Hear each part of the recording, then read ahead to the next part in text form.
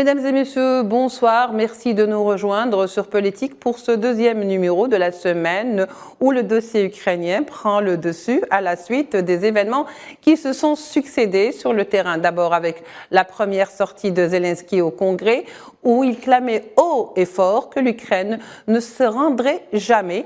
Et avec ensuite le discours qui a suivi, celui de Vladimir Poutine, l'on retiendra de cela cette phrase clé du président russe qui dit vouloir que la guerre se termine le plus tôt possible. Du recul s'impose donc pour pouvoir lire clairement l'évolution rapide des événements sur le dossier ukrainien. C'est ce que nous tenterons en tous les cas de faire ce soir avec nos invités. Nous accueillons avec beaucoup de plaisir Monsieur Nicolas Mitrovic, qui est expert en questions internationales. Et il sera avec nous par Skype depuis Paris. Et bien sûr, Monsieur Gamal Abina, toujours par Skype et depuis Paris également. Monsieur Gamal Abina, bonsoir. Bonsoir. Merci de vous joindre à nous. Alors, avant de commencer ou de rentrer dans le vif du sujet pour ce débat, nous allons d'abord écouter le président russe Vladimir Poutine qui a fait un discours ou qui a fait un entretien ou qui a donné une allocution à la presse russe. Nous allons l'écouter et on revient pour poursuivre ou pour commencer le débat. Notre but n'est pas de faire tourner à vide, avec inertie, ce conflit militaire, mais au contraire, de terminer cette guerre. Nous aspirons à cela et nous allons faire notre possible dans ce but. Nous nous efforçons de faire en sorte que cela se termine, et le plus tôt sera le mieux, bien sûr. Mais en ce qui me concerne, comment cela va se passer? Je l'ai déjà dit maintes fois, l'intensification des actions militaires entraînera des pertes injustifiées. Alors très bien, on vient de l'écouter ensemble. Poutine qui souhaite la fin de la guerre le plus tôt possible. Comment faut-il expliquer, Monsieur Gamal Abina, pour commencer avec vous, ou lire ce discours, d'autant qu'il intervient juste après celui de Zelensky hier devant le Congrès américain? Est-ce qu'il faut y voir un signe de capitulation ou c'est juste une autre stratégie de guerre de Poutine? C'est juste un repositionnement qui est très clair. Il répond cela au discours qui a été fait par M. Zelensky devant le Congrès américain, effectivement, où il a été ovationné, mais ça on a l'habitude des ovations américaines, où on lui promet des patriotes, on lui promet un renforcement de l'aide militaire, des budgets considérables. Et en vérité, ça fait juste que donner le sentiment d'un côté aux Américains que la guerre ne va pas s'arrêter avant longtemps. Et l'autre aspect, c'est de penser qu'effectivement, du côté russe, la stratégie continue. C'est-à-dire qu'il y a un renforcement de l'entraînement des troupes. Ils s'apprêtent à envoyer 150 000 hommes de plus, puis 300 000 hommes. Ils ont changé l'âge de la conscription pour préparer au combat des hommes qui seront aguerris. Mais surtout, il faut se rappeler que du côté américain, Blinken dit que Poutine ne veut pas la paix, alors que Poutine est prêt à négocier. Il est prêt à négocier parce qu'il est en position de force, contrairement à l'idée reçue. L'Occident fait beaucoup d'intoxication, mais il tient toujours 20% du territoire, il tient tous les ports, il tient le ciel, évidemment, puisque le ciel ukrainien appartient aux Russes depuis le premier jour quasiment. Et surtout, il s'apprête à frapper très fort. Et comme disait un Romain il y a longtemps, du temps de l'Antiquité, il disait qui veut la paix prépare la guerre.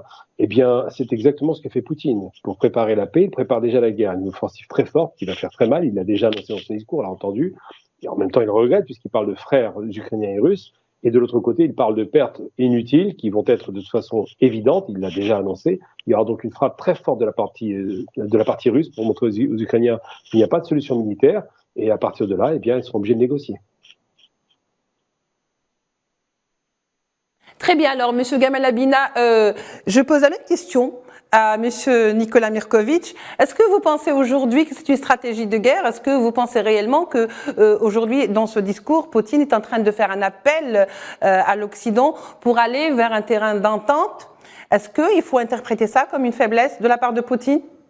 Je ne l'interprète pas comme ça. Je pense que depuis le début, les Russes ont montré qu'ils allaient peut-être pas à reculant dans ce conflit, mais Poutine et de nombreux hauts dignitaires russes ont dit qu'ils y allaient parce qu'ils n'avaient plus le choix. Depuis le début, je pense que la stratégie même des Russes, on l'a vu même dans les premiers jours, était d'employer la force pour obliger les personnes à venir autour de la table des négociations. N'oublions pas que le conflit n'a pas commencé en février dernier, mais qu'il a commencé en 2014, que depuis 2014 déjà, il y a plus de 10 000 morts, 30 000 blessés, 1 million de réfugiés, donc quasiment personne ne parlait, en tout cas en Occident. Et la stratégie de la Russie a été depuis le début de vouloir négocier. N'oublions pas qu'en décembre 2021, donc 2 mois avant la guerre, Vladimir Poutine envoie et à l'OTAN et aux États-Unis 2 propositions de traités pour enfin trouver un accord. Donc il y a cette volonté de négocier, il y a une volonté de la part de Moscou de se mettre autour de la table et de négocier quelque chose dans une situation qui est extrêmement difficile. Donc ce que dit Vladimir Poutine aujourd'hui n'est pas quelque chose de surprenant. Je pense que les Russes sont prêts à discuter. Évidemment, ils imposeront, en tout cas, ils voudront défendre leurs conditions. L'Ukraine, au début du conflit, je le rappelle, c'est important, était prête à négocier aussi. On se rappelle que lors des discussions à Ankara, il y avait l'espoir de trouver une espèce de consensus entre les 2 parties. C'était en avril de cette année. Et tout d'un coup, est apparu Boris Johnson, qui a débarqué à l'improviste, donc le chancelier, le Premier ministre britannique. Il a discuté avec Zelensky et Zelensky a dit qu'il ne revenait plus à la table des négociations. Et depuis ce moment-là, c'est l'Ukraine qui ne revient pas à la table des négociations. Donc je ne pense pas que ce soit... Je pense que la Russie souhaite mettre une fin à ce conflit qui lui coûte cher, qui est dur, mais qu'elle ne mettra pas fin ça ne sera pas la guerre à n'importe quel prix. Et malheureusement, c'est du côté de Kiev qu'on attendrait un peu un discours de paix. C'est assez surprenant qu'on n'entende pas. Et suite au voyage de Zelensky aux États-Unis, on ne voit pas ce discours sortir ni des rangs de Kiev, ni des rangs des États-Unis.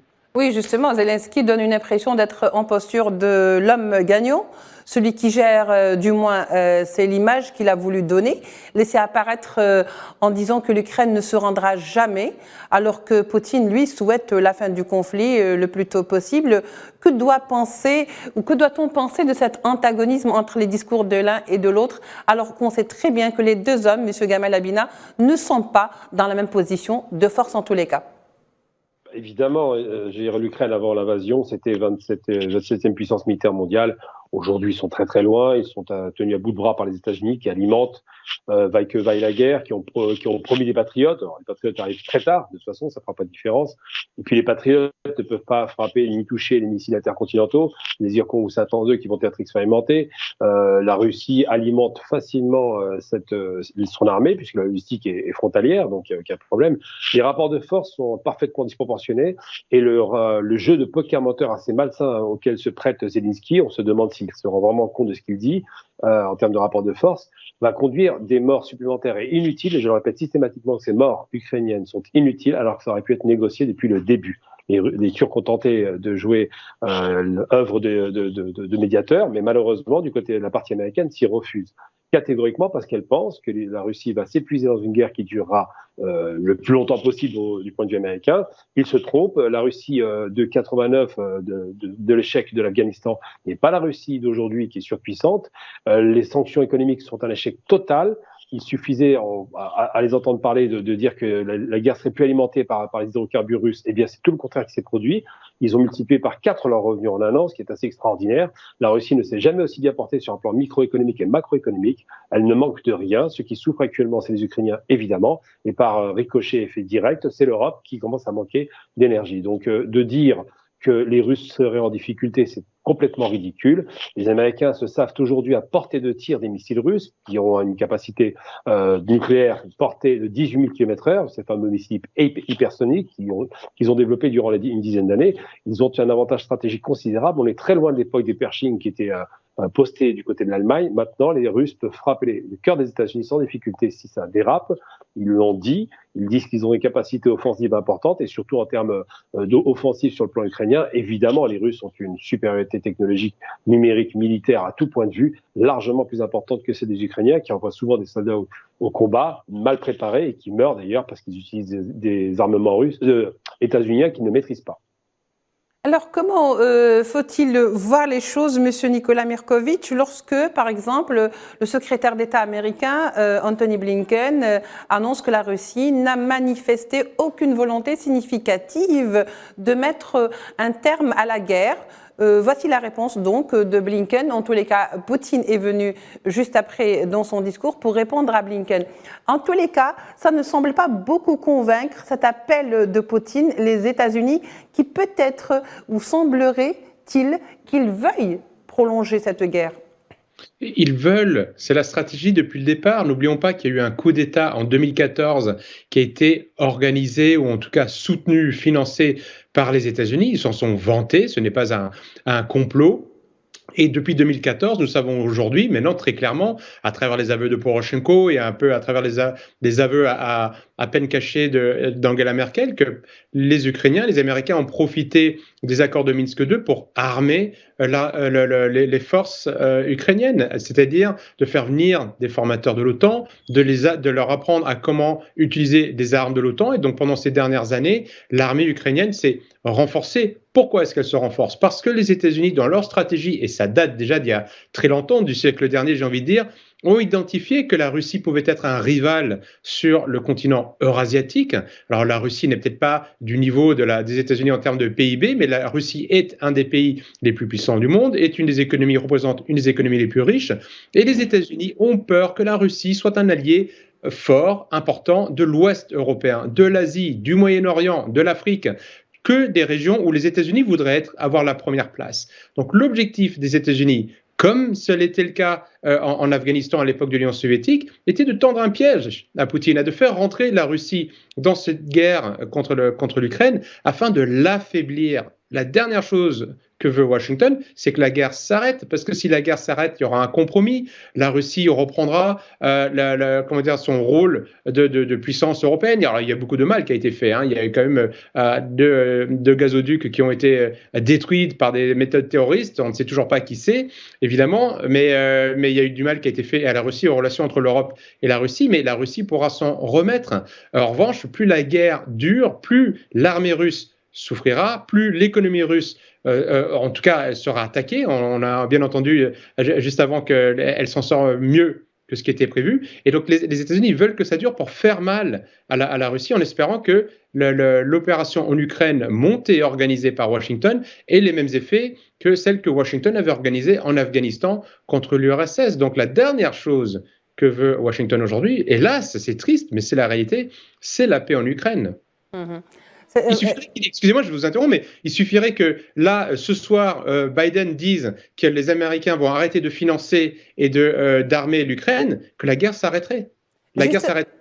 Justement, oui. Vous voulez poursuivre, M. Nikola Mirkovic?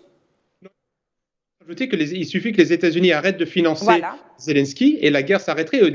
Tout le monde se mettrait autour de la table. Évidemment, les Américains monnaieraient cet arrêt de financement contre un accord à trouver autour de la table des négociations, mais la guerre s'arrêterait. C'est parce que l'Occident continue de financer Zelensky qu'on ne peut pas discuter autour de la table des négociations et trouver un compromis de paix. Très bien. Justement, est-ce qu'il faut y voir dans cette idée-là et cette intention et la déclaration de Poutine qui est au fait une main tendue vers l'Occident, puisque vous parlez de dialogue, eh ben je vous tends une main, c'est un petit peu cela. Et la déclaration de Blinken ne veut pas voir cette déclaration comme justement un appel au dialogue. Alors, au cas où il y aurait dialogue, est-ce que justement vous pensez que aujourd'hui les Américains pourraient s'asseoir autour d'une table? Est-ce que la Russie pourrait également ou est prête à s'asseoir autour d'une table pour dialoguer? Monsieur Gamal Abina, pardon. Ah, très bien, excuse-moi. Oui, je pense que oui, évidemment. Les Russes, depuis le premier jour, quasiment, ont dit « nous sommes prêts à dialoguer ». Rappelons tout de même l'historique rapide, puisque ça a été rappelé que la guerre a commencé en 2014 avec le coup de Maïdan, avec l'agression qui a été faite dans les territoires russophones, qui sont d'origine russe, évidemment, en termes de population.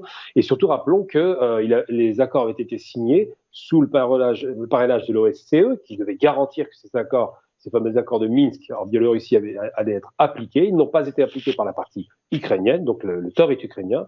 Ensuite, il y a eu des lois scélérates comme l'interdiction de la langue russe, qui veut dire la négation de 50% de la population ukrainienne. Rappelons tout de même que l'Ukraine est constituée pour 50% de Russes ou du russophone. Mais surtout, l'objectif est très simple. Depuis que Biden est arrivé aux commandes, et je l'avais dit dès le départ à l'époque, Trump était un petit peu fantaisiste, mais il n'avait pas de problème avec la Russie. Trump, son obsession, c'était la Chine. En revanche, Biden est un va-t-en-guerre. Il avait voté tous les budgets militaires en 2003 contre l'Irak. On l'a oublié, lui et Kamala Harris. Biden n'est pas du tout un homme de paix. Il s'inscrit clairement dans une concurrence contre la Russie sur le terrain militaire. Il espère épuiser les Russes, qui est un calcul qui est extrêmement léger, puisque dans les faits, ça ne peut pas arriver. Et surtout, il a relancé le conflit, la guerre froide. On aurait pu avoir une négociation, on aurait pu avoir une négociation directe. Les Russes l'appellent de leur vœu en proposant au départ de revenir sur les accords ça ne reviendra plus aujourd'hui, mais de revenir sur les accords de Minsk, faire en sorte qu'on protège ces populations et qu'on fédère, ce qui était prévu dans les accords, qu'on fédère l'Ukraine de telle sorte que chaque région ait sa spécificité.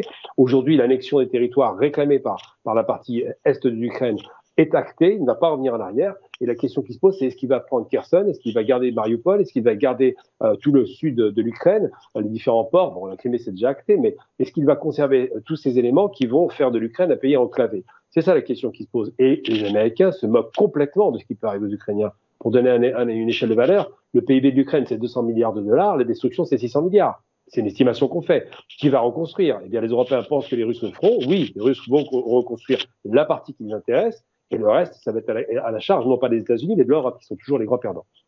Oui, Monsieur Nicolas Markovitch, pour rester dans la même idée, vous savez très bien que depuis le début, de l'avis de beaucoup d'observateurs, c'est la Russie qui serait responsable de ce conflit et qui serait également responsable du déclenchement de ce conflit, qui porte la responsabilité.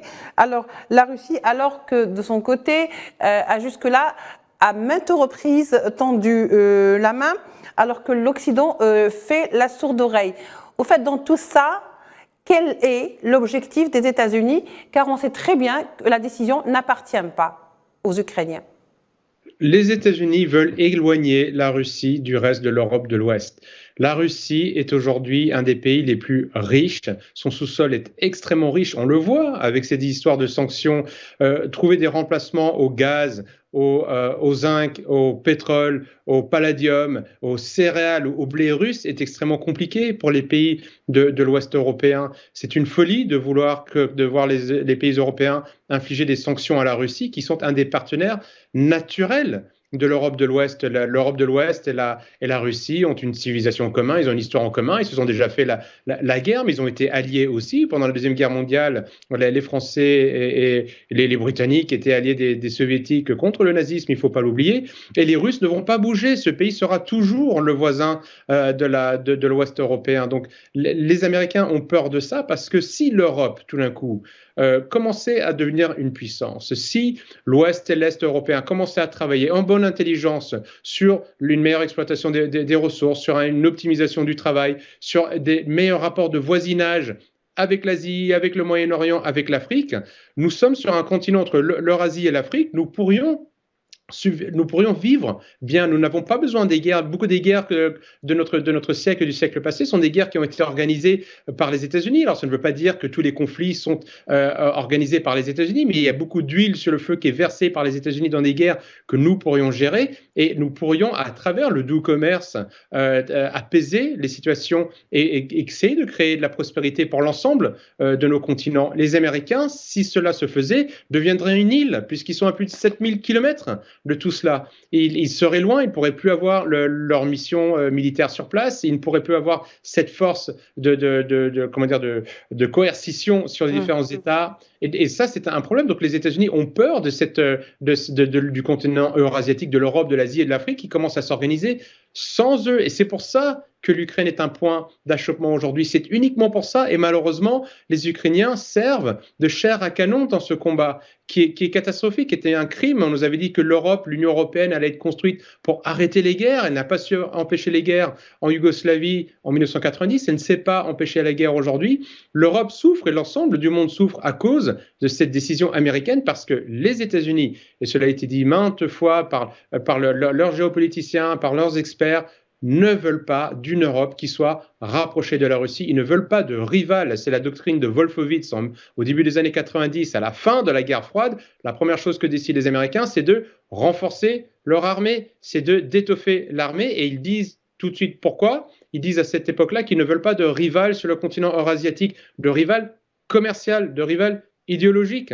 Et c'est ça le but, c'est ça ce qui est triste derrière tout cela. Et c'est dommage que l'Europe n'ouvre pas les yeux, parce que nous avons tous les éléments pour pouvoir confondre les Américains. Nous savons qu'ils sont derrière ça, mais nous n'osons pas le dire parce que nous sommes encore, malheureusement, en Europe de l'Ouest, des vassaux des États-Unis. François Mitterrand le disait dans les années 80. Malheureusement, Reagan traite la France comme on traitait les colonies, quoi. Donc, du coup, on sait ça maintenant. Oui, très bien, Monsieur Nikola Mirković. Monsieur Gamal Abina, est-ce qu'on peut dire aujourd'hui qu'on va vers une guerre d'usure? Et dans ces cas-là, est-ce que dans tout ce paysage très conflictuel, très tendu, est-ce qu'il n'y a pas des signes de dénouement qu'on ne voit pas peut-être, mais qui sont là finalement? On verra du dénouement parce que la frappe russe va être extrêmement violente. Ça, c'est évident que les représailles vont être extrêmement violentes à la suite de la déconvenue qui a eu lieu il y a quelques mois. La perte de Kherson, qui était un repli stratégique, ça n'a pas été une perte reprise par les Ukrainiens. C'est les Russes qui ont laissé la place pour que les Ukrainiens s'installent. On va juste mettre en situation délicate l'armée ukrainienne, du moins ce qu'il en reste. Mais surtout, n'oublions jamais une chose importante. Les États-Unis ont toujours tiré profit des guerres en Europe, que ce soit la Première ou la Seconde Guerre mondiale. Ça a fait grâce à ces deux guerres, la première puissance industrielle par l'armement. Les États-Unis sont des fauteurs de troubles qui ont toujours joué solo. Ils ne travaillent pas avec l'Europe. Et le troisième larron qui va peut-être enfin dénouer le débat, ce seront les Européens, parce qu'ils sont en grande difficulté économique, parce que les Américains ont montré leur vrai visage, ils sont en train de capter les entreprises européennes pour les amener sur leur territoire, donc ils sont en train de faire du brain drain, du brain industry. Donc c'est quelque chose qui est extrêmement tendancieux, très vicieux de leur part, et les Européens commencent à se réveiller de cela. Je ne parle pas seulement des dirigeants, mais surtout les peuples qui commencent à se rendre compte qu'ils sont les dindons de la farce, et donc il y aura un dénouement qui va se faire par la violence. C'est très bien que c'est un rapport de force permet de pouvoir discuter. Celui qui est fort propose la paix, c'est pas celui qui est faible qui propose la paix. Et en l'occurrence, celui qui est fort aujourd'hui sur le territoire ukrainien, c'est les Russes. Le territoire est contrôlé à 20% par les Russes, mais pas seulement. Ils ont les capacités de se frapper où ils veulent, quand ils veulent. Et le fait que les Américains proposent des patriotes démontre à quel point leur objectif, c'est uniquement le prolongement de la guerre, parce que les patriotes sont incapables d'arrêter les hypersoniques, on le sait parfaitement. Donc cette technique un peu vaseuse qui fait qu'ils ont mis cette marionnette de Zelensky qui ne se rend même plus compte de rien et qui continue à aimer les applaudissements sans avoir le soutien, eh bien ça va donner quoi? Ça va donner une défaite totale pour les Ukrainiens, des morts inutiles évidemment, et une fracture qui va rester lourdement. N'oublions jamais que les Ukrainiens ont déjà un passif difficile avec l'Union soviétique, l'histoire de l'Holodomor, quand ils ont été quasiment réduits à la mort par la famine. Il y a eu un passé difficile avec le nazisme, où ils ont composé avec les nazis, donc ça a été très compliqué, et les Russes leur ont voulu pour ça. Et aujourd'hui, il y a encore des néo-nazis qui sont en train de disparaître, mais l'Ukraine se positionne encore une fois du côté occidental, alors que ce n'est pas les Occidentaux qui les aident.